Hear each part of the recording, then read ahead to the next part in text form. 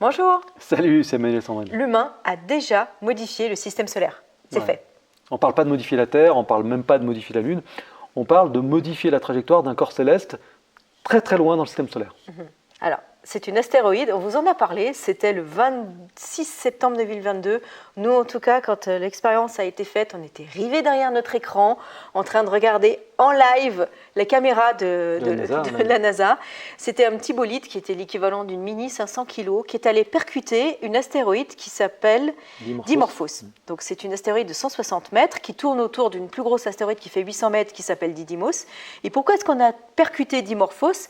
C'est pas qu'elle menaçait la Terre de tomber sur Terre, mais c'est qu'en fait, en tant qu'humain, on n'a pas envie de finir comme les dinosaures. On n'a pas envie de finir comme dans le film Don't Look Up, d'ailleurs, qu'on vous conseille de lire, de regarder. On vous met le lien sous la vidéo si vous ne l'avez pas vu, c'est un film Netflix. Malgré le fait que ce soit un film Netflix, c'est quand même très très bon. Voilà, on n'aime pas trop les films Netflix d'habitude, mais là, c'est très très bon. Donc on vous conseille de regarder Don't Look Up. Et bien sachez que maintenant, on a les moyens d'échapper à ce qui est arrivé aux dinosaures.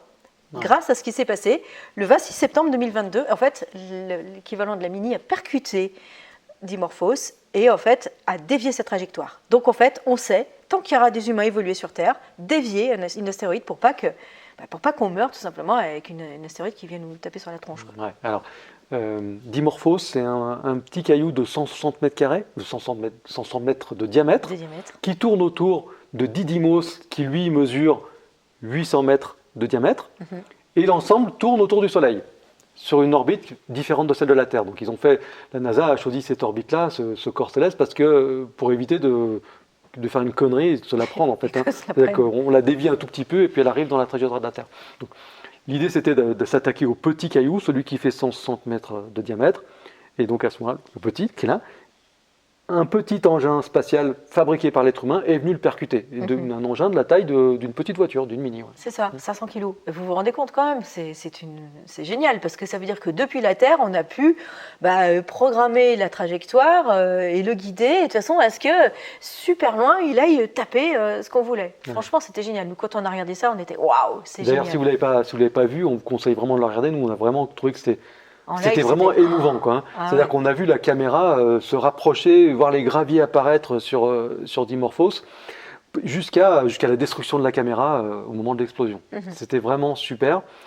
À l'époque, il disait il va nous falloir 2 ans pour savoir ce qui s'est vraiment passé. C'est ça. Et c'est maintenant. Maintenant, on sait ce qui s'est passé. Alors, maintenant, on sait. Alors, on va le savoir. Parce qu'en fait, au départ, Dimorphos avait tourné autour de Didymos en 11,9 heures.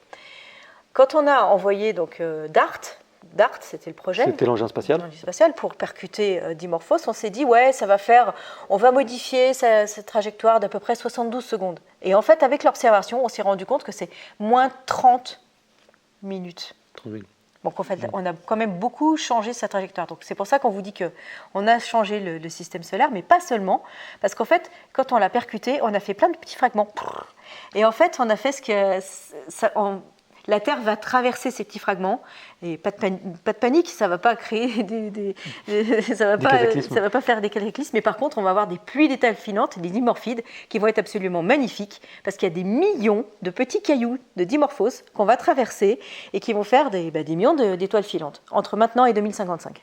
Alors, mauvaise nouvelle, ça sera visible uniquement dans l'hémisphère sud, n'empêche que ça reste super intéressant. Donc, c'est dimorphide. Alors, Dimorphos n'a pas explosé, ou en tout cas, on n'en est pas encore sûr. Mais en tout cas, il existe encore un amas qu'on appelle Dimorphos. Par contre, il y a beaucoup de fragments qui ont été détachés, plusieurs millions, qui vont d'une taille de quelques centièmes de millimètres jusqu'à, on va dire, 10 centimètres. En tout cas, c'est ce qui est annoncé par la NASA. Ce nuage de dimorphide, il s'est détaché. Dimorphos continue d'exister, mais il y a ce nuage de dimorphide qui s'est détaché. Et la Terre va traverser ce nuage. Entre maintenant et 2055. Ouais. On ne sait pas exactement quand. Et donc justement, on se pose la question, qu'est-ce qui s'est passé au moment de l'impact? Est-ce qu'on a explosé cet astéroïde et en fait elle est en plein de petits fragments qui grâce à la gravité continuent à rester agglomérés et donc on a l'impression que c'est encore un corps unique? Ou alors est-ce que ça fait seulement un cratère et il y a un gros cratère? Et justement, on se pose la question de l'impact de ce qu'on a fait et c'est l'Agence spatiale européenne qui, début octobre, envoie le projet Hera, qui va justement analyser ce qui s'est passé. Donc l'Europe va analyser ce que la NASA a fait 2 ans après. Donc quand vous regarderez cette vidéo, ça sera déjà, normalement, la mission devrait déjà être partie. Nous, on tourne un petit peu en avance, donc au moment où on tourne la vidéo, on dit ils vont partir. Voilà, parce que normalement ils devraient partir le 16 octobre, donc on espère que ça se passe bien. Et puis on va savoir exactement qu'est-ce qui s'est passé.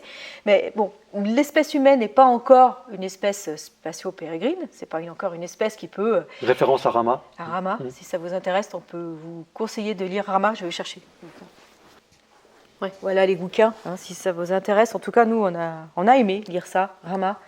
On ne va pas vous faire du spoil, on ne va pas vous dire ce qu'il y a dedans, mais Arthur Charles Clarke, il a écrit toute une série de bouquins sur Rama, où il explique ce que c'est qu'une espèce spatio-pérégrine. On vous mettra les liens sous la vidéo. Intéressant, ça fait partie des classiques. Ouais. On n'en est pas encore au niveau de l'humain, au niveau évolution de ce qu'il y a dans Rama, mais par contre, aujourd'hui, c'est qu'on est quand même une espèce qui est capable de sortir de sa planète, d'aller sur son satellite et maintenant de modifier des choses dans son système solaire. Imaginez, parce que ce soit à l'inverse, s'il y avait une civilisation qui habiterait sur une autre planète du système solaire, ce qui a priori n'est pas le cas, hein, il semblerait qu'il n'y ait pas d'autres planètes du système solaire qui soient habitées, qui envoie une mission pour faire un essai pour dévier la Lune de sa trajectoire.